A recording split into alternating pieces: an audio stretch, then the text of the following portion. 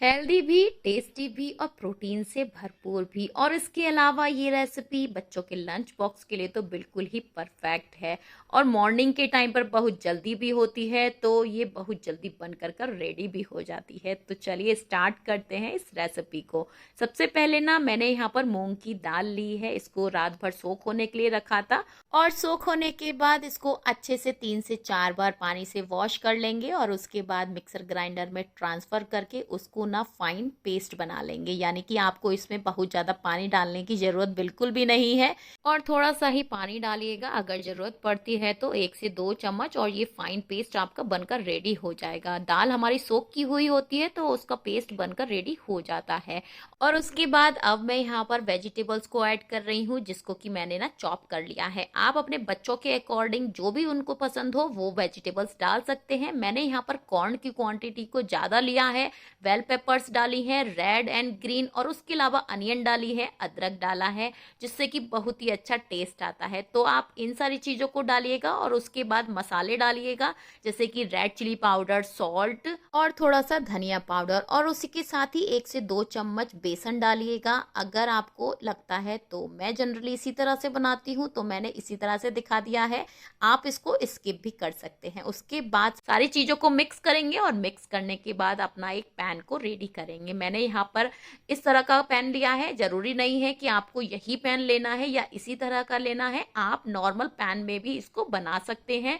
Pan में थोड़ा सा घी लगा दीजिएगा एंड देन आप उसके ऊपर बैटर को डाल दीजिएगा और उसके बाद फैला दीजिएगा। मैं यहाँ पर सर्कल शेप के बना रही हूँ, इस तरह से ये मेरे प्रॉपर सर्कल शेप में बनेंगे। आप नॉर्मल पैन में बनाइएगा और सर्कल शेप में थोड़ा सा उसको फैला दीजिएगा, और उसके बाद आपका जो पैनकेक होगा वो बिल्कुल ही सर्कल रेडी होगा। उसके बाद ना आपको थोड़ा सा यहाँ पर ड्राइनेस दिखेगी ऊपर से, तब आप उस पर थोड़ा सा घी को स्प्रेड कर दीजिएगा एंड देन उसको ना फ्लिप कर दीजिएगा। और ये इस तरह से ना बिल्कुल ही गोल्डन गोल्डन सेक कर रेडी हो जाते हैं। और इस रेसिपी में सच बताऊं तो बिल्कुल भी टाइम नहीं लगता है। ये मेरे बच्चों को बहुत ज़्यादा पसंद है, इसीलिए मैं ये जनरली बना देती हूँ वीक में 2 टाइम्स। तो आप भी एक बार से ट्राई कीजिएगा। और मेरे पास क्या है ना, ये पैन है तो सर्कल शेप में प्रॉपर बनता है, तो और ज़्यादा मेरे बच्चे डिमांड करते हैं कि ये ही बना करके दीजिएगा। यहाँ पर मैं एक बात बताती हूँ कि ये ना जो थोड़ा सा मेरा जो बैटर था वो थिक था।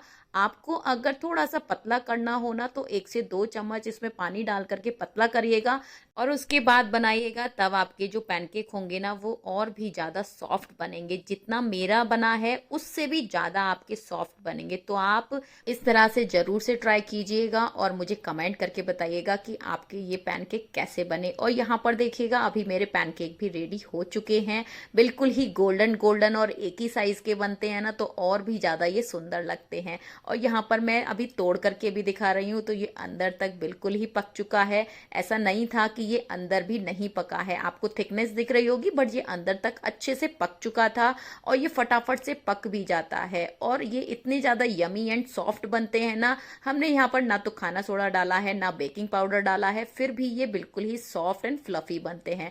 तो प्लीज़ एक बार से ज़रूर से ट्राई कीजिएगा। और इन पैनकेक को ना मैं 2 पार्ट में डिवाइड कर देती हूँ और इस तरह से पैक कर देती हूँ। उसके बाद उसके ना जो भी मनपसंद की चीज़ें हैं वो मैं फिल कर देती हूँ। जैसे कि मैंने ना यहाँ पर मखाना रखा है, पीनट्स एंड बादाम रखे हैं, और उसी के साथ ही एक फ्रूट जरूर ही रखती हूँ। तो इस तरह से मेरा लंच बॉक्स पैक होता है।